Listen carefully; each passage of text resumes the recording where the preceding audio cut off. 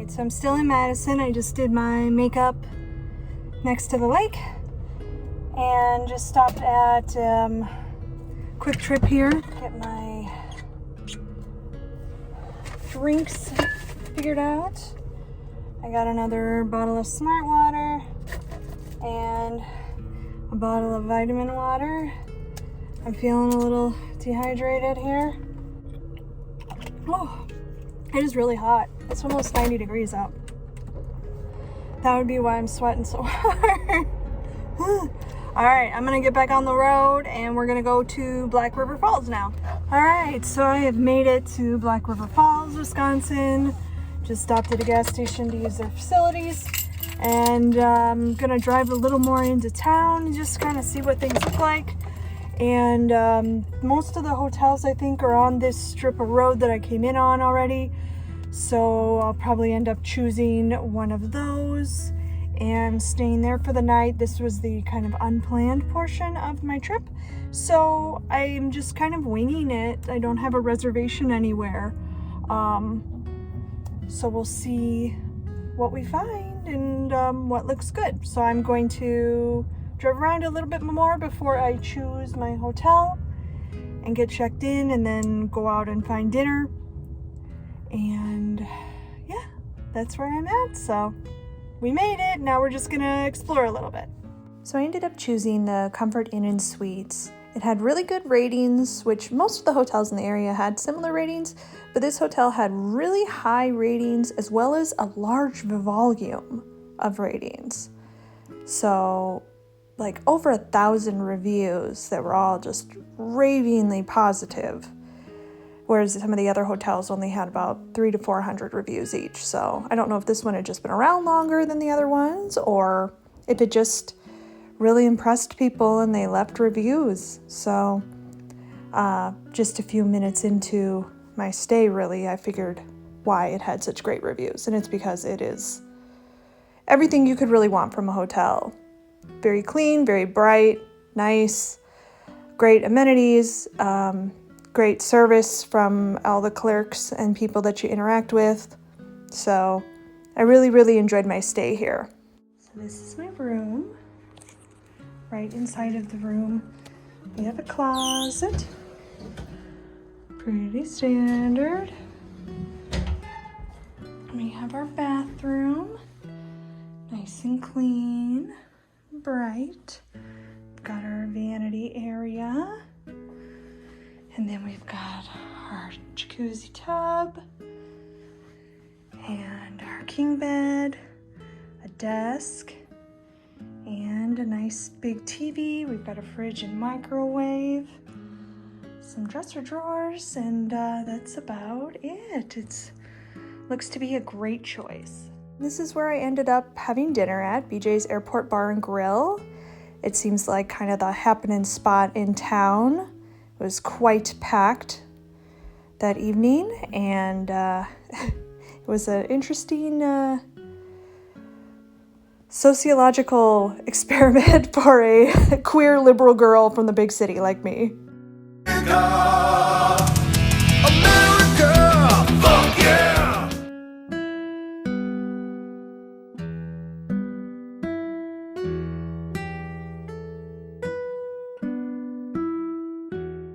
So then it was back to the hotel. I had a jacuzzi bath and did another like facial treatment and had a really great night's sleep and woke up the next morning and was actually able to eat things from the continental breakfast. I was so excited, and I had my leftover steak as well, so a very protein-rich breakfast.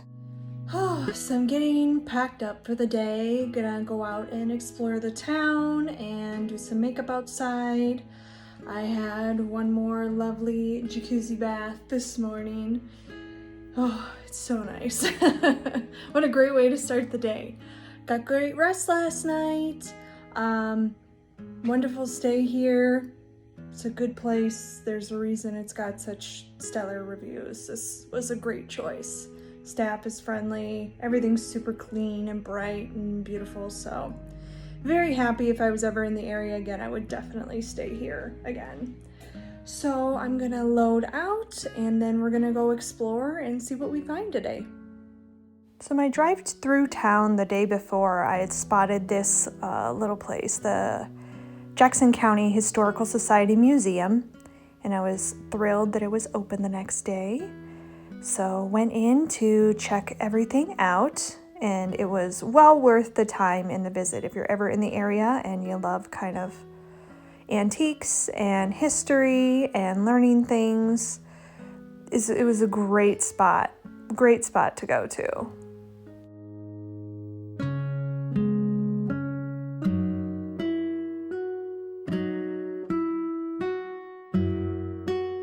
So the museum actually has 2 floors, kind of like an upstairs and a downstairs. And there's just every square inch is just packed with amazing pieces of local history from all sorts of time periods, from as recent as maybe 30 or 40 years ago to far, far back in history. So it was a really great curated space set up in kind of different sections to honor different parts of the town, different shops, different parts of the community. There was even some indigenous artifacts that were on display from the local indigenous peoples that were here before the settlers, of course.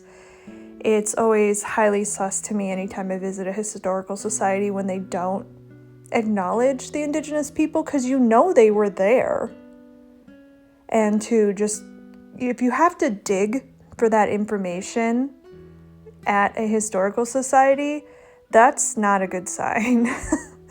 It was like they were right out there, right alongside of everything else, on loan from the local tribes, like, you know, important kind of context to have when you're talking about history of the places that we live.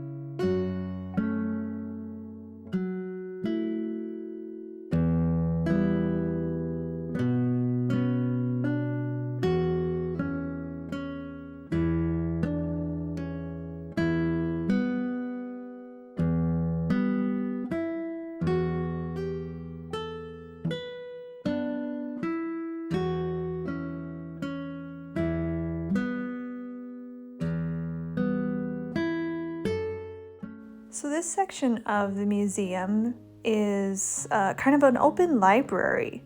They had multiple file cabinets with information on different families, businesses, all sorts of pieces of history that you could just page through and take a look at, look up the various families and different parts of the county's history right underneath all these taxidermied critters.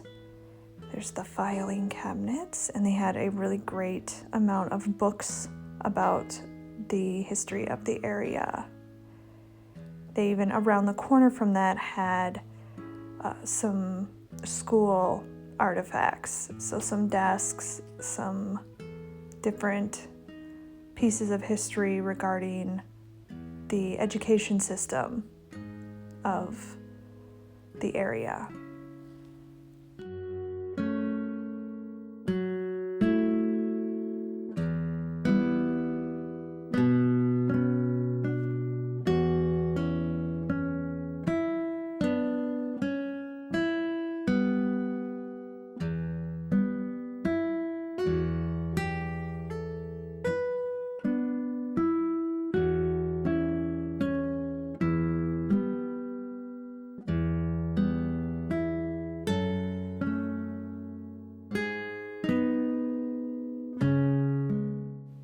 So it was exciting to see that they had a copy of this book. This was the book that kind of brought me to the area. When I mentioned it to one of my friends who is a lover of all things spooky, she talked about the history of this place and that there's a book written on it and it's quite infamous. And so I looked all that information up, and that's what kind of solidified my decision to come to this end of Wisconsin and see what this town was all about. And that book is fascinating. This town has quite a dark, sad history.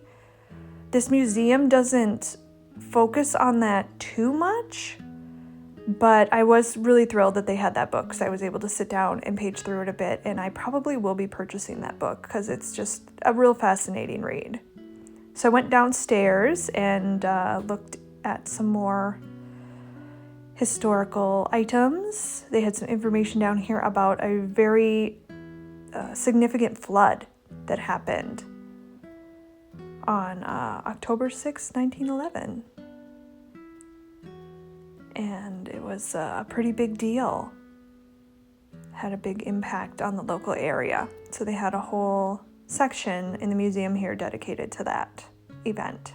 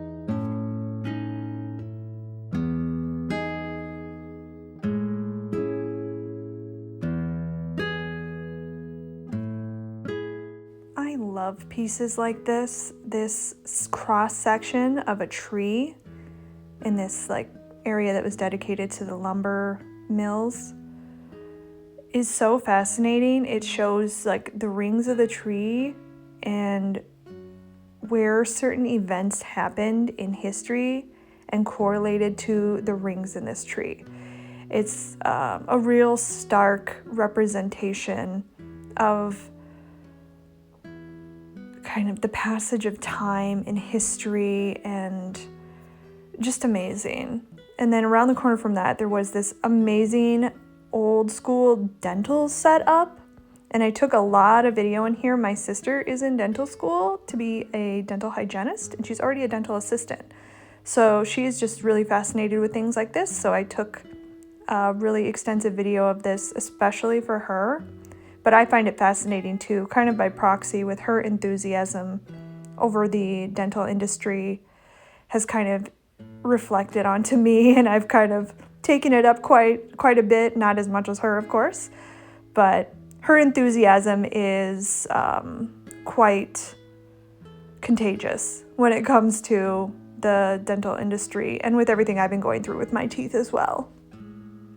So I took a lot of video here, and it's fascinating, all these kind of old pieces of dental history.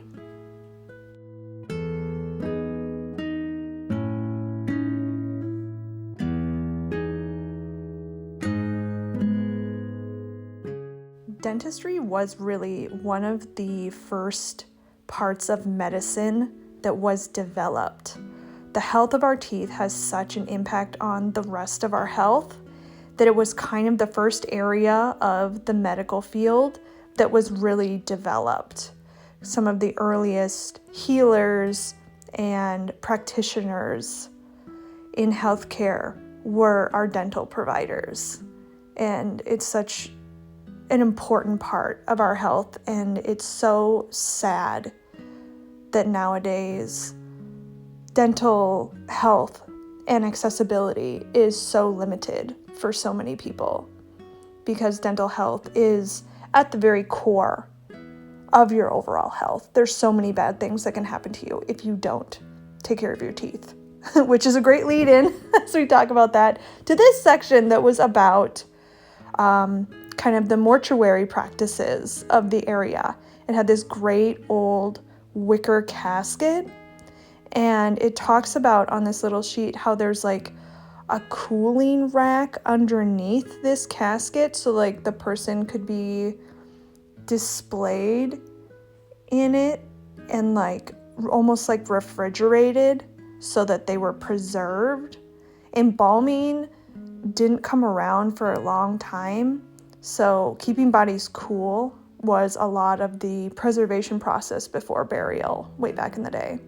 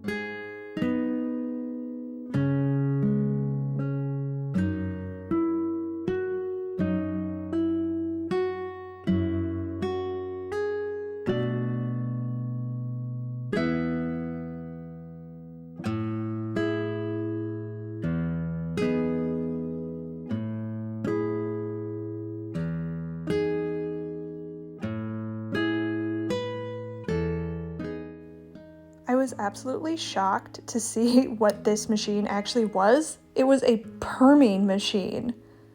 So until chemical perming technology was developed, this was the machine that was used to curl women's hair.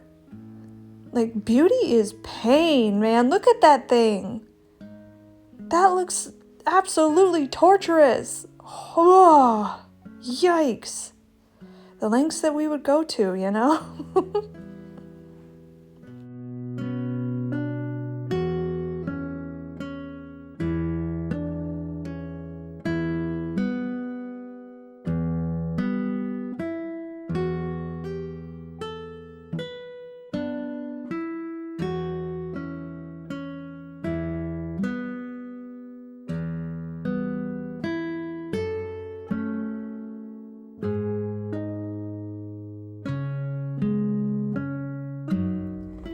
All right, well, I just did the Jackson County Historical Society, and that was really fascinating, really, really cool. So much information, so many pieces of history from really long ago to more 19th, 20th century, 19th century, 20th century, like 18th century. Such a mix of things. Some stuff just in like beautiful condition, so it was something that was in someone's family that they just had kept and then donated to this historical society so that everybody could enjoy it. I got to page through the Wisconsin Death Trip book that I have seen mentioned in many of the articles that I've read about Black River Falls. And it was fascinating. I might have to actually buy a copy of that book because it is just like super compelling, super dark, but respectful. There's nothing that's disrespectful or sensationalizing about the book, and it sets that tone from the jump. Like, the foreword is like very much getting that point across that like this is all in the spirit of preserving history, and